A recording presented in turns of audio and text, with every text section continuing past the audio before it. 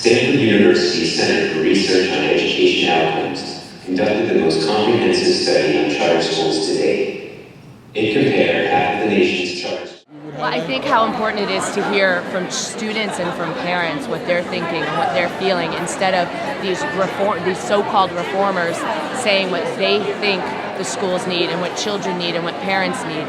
And the inconvenient truth tells us, in the words of parents themselves, what they need and what they want, which is the truth and the value right there. It was truly moving after living through 9 years of mayoral control and the craziness that education's been turned into in this city. It was so refreshing. I loved it, and to hear real teachers talking about kids and real education, it was moving. I'm going to show it to my whole district. Thank you for making this movie. Somebody saying something that really matters, that's really true, that really resonates with me as a teacher. You hear all of these other things on the news, and they don't mean anything. They're not true. They're not real. And you walk into the classroom, you know what we all know, that if you have a special education student, they're not going to a charter school. They're going to come into my classroom, and they're going to be difficult to educate. But we do it every single day, and nobody says thank you. Thank the producers so much for exposing the lies, really, of the Guggenheim infomercial on charter schools. We're losing something. We're losing public education. I'm a teacher at New York City Public School. My school is facing closure. This year is our last year. This is our last month. My school used to have a science lab. It used to have an amphitheater where they taught music, where the music teacher paid money out of his own pocket to teach violin lessons. That's gone. Science lab is gone. We used to have a whole floor for English language learners, a whole academy for that. That's gone.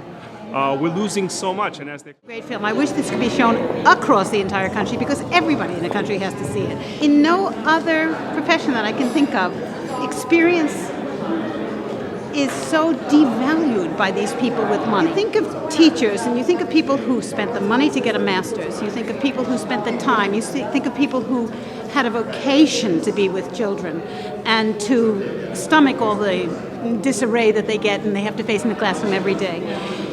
That needs experience.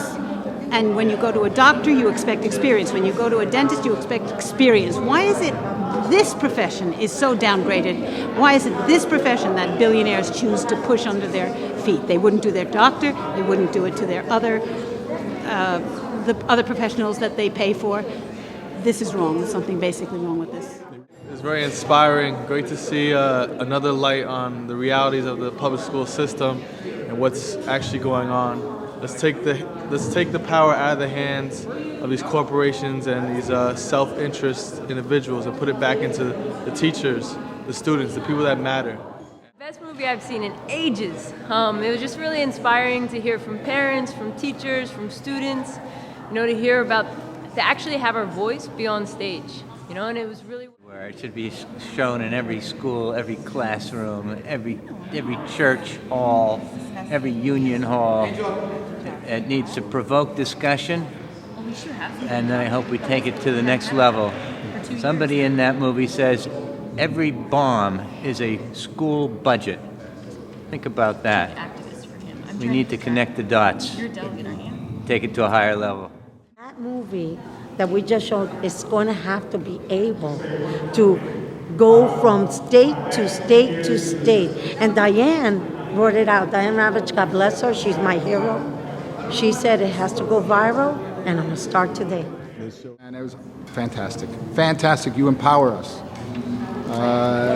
You give us life. Can't thank you enough for doing this.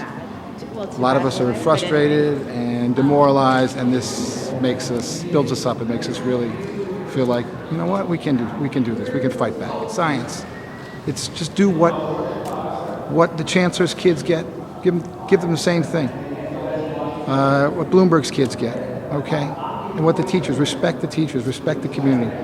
And Bloomberg really has messed things up, and he's got to go, man. The teachers united can never be divided. And where is the union? Let's go, UFT. We, of course, want to thank Dr. Diane Ravitch, our honored guest, for being here with us tonight. We have had many problems in our school system, but we've never had a Wall Street corporate takeover of the school system, where the voices of parents and teachers were silenced and ignored. It's never happened. We've never had anything like the mayoral control that exists today. It's happening everywhere.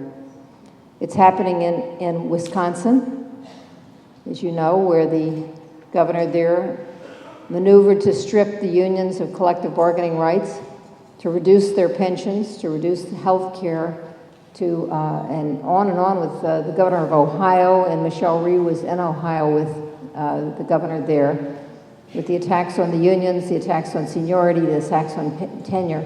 And it's not just Wisconsin and Ohio, it's New Jersey, where the governor politely calls the union political thugs. It's Pennsylvania, Indiana, Florida. We have a surge of Tea Party governors, and it's quite amazing that the corporate reform movement seems to have the same agenda as the Tea Party governors, which makes it all the more incredible that Arne Duncan goes down to Florida to embrace Jeb Bush. Teachers across this country are massively demoralized because this same thing is happening everywhere. Attacks on seniority, attacks on tenure, attacks on pensions. It takes a village to raise a child, and the corporate reform movement has caused the village to fall into dissension, where people are fighting each other, and at the same time, the budget for education is being slashed, and corporate taxes are going down at the same time. And just recently, Paul Krugman wrote in the New York Times, when we wonder why we face this enormous deficit, how about the $2 trillion that went for the Bush tax cuts? How about the $1 trillion or more that's been spent on wars in the last decade? And who's going to pay the price? Teachers. This is insane. Is that we're not going to take it anymore. We're mad as hell, and we're not going to take it anymore. In Albany, who just voted that 40% of the teachers' evaluation will be based on fraudulent test scores. And we have the power to unelect them. According to Forbes magazine, there are about a little over 400 billionaires, and their taxes have not gone up. In fact, their taxes have been cut, and they have an average family income of $350 million a year. Now, a person can get by on that and still pay higher taxes. Parents, the teachers, the students, the educators of this city are not going to lie down and let this machine roll right over you. Thank you.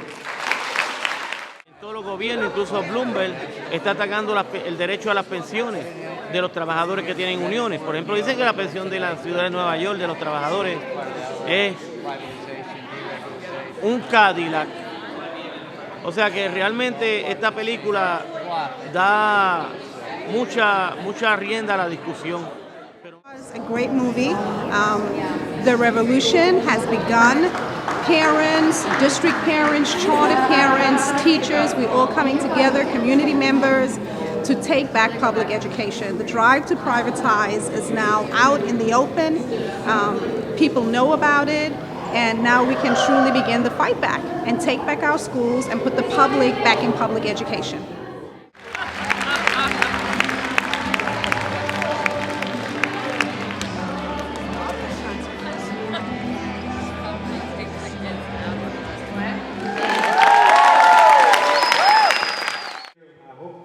The experience you have here enables you to become more focused and more active together in community change and in school change.